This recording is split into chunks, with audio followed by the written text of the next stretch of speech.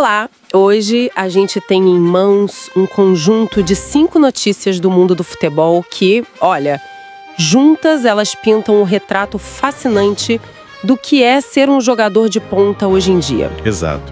A gente vai da Espanha à América do Sul, passa pela França, para tentar entender o drama, a redenção e os sonhos que movem essas estrelas. Ok, vamos mergulhar nisso. E o que fica claro, né, olhando para essas fontes, é a velocidade. A velocidade com que as narrativas são criadas e, bom, destruídas. Sim. A linha entre ser herói ou vilão está cada vez mais fina. Cada uma dessas histórias é um caso de estudo sobre essa volatilidade toda. E o caso mais forte, talvez, seja o do Vini Júnior no Real Madrid. O que me deixa intrigada nessa história é a rapidez com que a torcida transforma um herói em alvo. Pois é. Ele deu a eles uma Champions League, mas as fontes descrevem vaias, sabe? Vaias impiedosas no Santiago Bernabéu.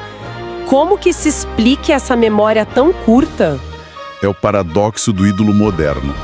Quando o jornal El Periódico solta aquela bomba de que o Vini comunicou que quer sair... Aquela frase, cansou de ser vaiado onde deveria ser amado, isso mostra o peso da expectativa. Ele vira um prisioneiro do nível que ele mesmo estabeleceu. Qualquer coisa abaixo da perfeição vira motivo para crítica. E enquanto um brasileiro vive essa crise, outro ressurge das cinzas na mesmíssima liga. A história do Antony no Real Betis parece um contraponto perfeito, né? Precisamente. Mas a pergunta é, isso mostra que o problema é o ambiente e não só o jogador? Exato. É uma reviravolta, mas com um asterisco, né? O Antony tá brilhando, os números mostram isso, são 15 participações em gol, tá na frente do Vini na temporada. Impressionante. Mas a pressão no Betis é incomparável à do Real Madrid. O que a gente vê aqui são 2 arquétipos.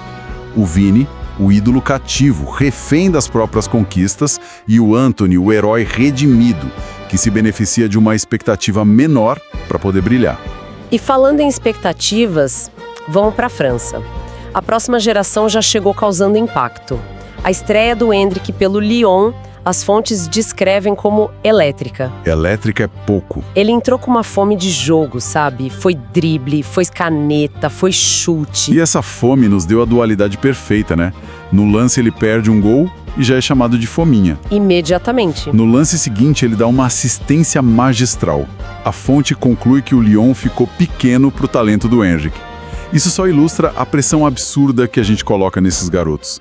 Eles não têm permissão para amadurecer. Tem que ser o produto final no primeiro minuto. Exato. E essa ansiedade pelo futuro se conecta, né? Se conecta com a ansiedade pelo retorno de um ídolo do presente, o Neymar. Sem dúvida. A notícia de que ele cravou o retorno durante a final da Kings League, aquele torneio do Piquet, nossa, foi um alvoroço. O áudio dele falando fevereiro com tanta ênfase. Então, e aí a gente precisa se perguntar sobre o risco.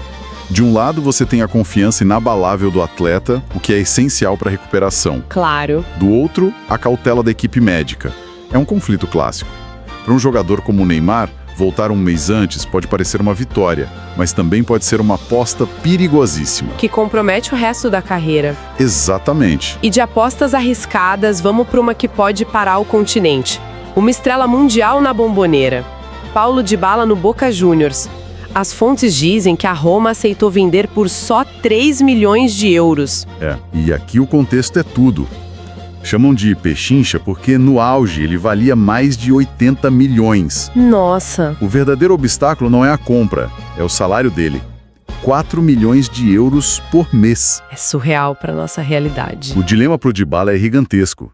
Uma redução salarial drástica em troca da chance de sentir a paixão de jogar empurrado pela La 12, a torcida do Boca. Então o que tudo isso significa? Temos o peso da coroa no Vini Júnior, a redenção com menos holofotes do Antony, a pressão para o Endrick ser perfeito agora, a ânsia do Neymar em desafiar o tempo E o sonho do Dybala, que confronta dinheiro e paixão. Se a gente conecta tudo, Vemos que a carreira de um jogador de elite hoje é uma batalha constante contra narrativas. Uma semana ruim pode apagar um ano de glórias, enquanto um bom momento pode reescrever uma história de fracasso. a lealdade da torcida parece que dura só até o próximo apito final. Exatamente. Antes da gente fechar, não se esqueça de se inscrever aqui no nosso canal, o Futebol 5.0 Expresso. Deixe o seu like e, por favor, comente o nome da cidade de onde você está nos acompanhando. Isso ajuda muita gente. Fica então uma reflexão. Considerando a situação do Vini, a ascensão do Antony e a expectativa por Neymar, o que pesa mais na avaliação de um atleta hoje? A lealdade e a história que ele construiu num clube ou o desempenho imediato que as estatísticas mostram? Uma ótima pergunta para a gente pensar. Muito obrigada pela companhia de vocês. Tenham tudo de bom hoje e sempre.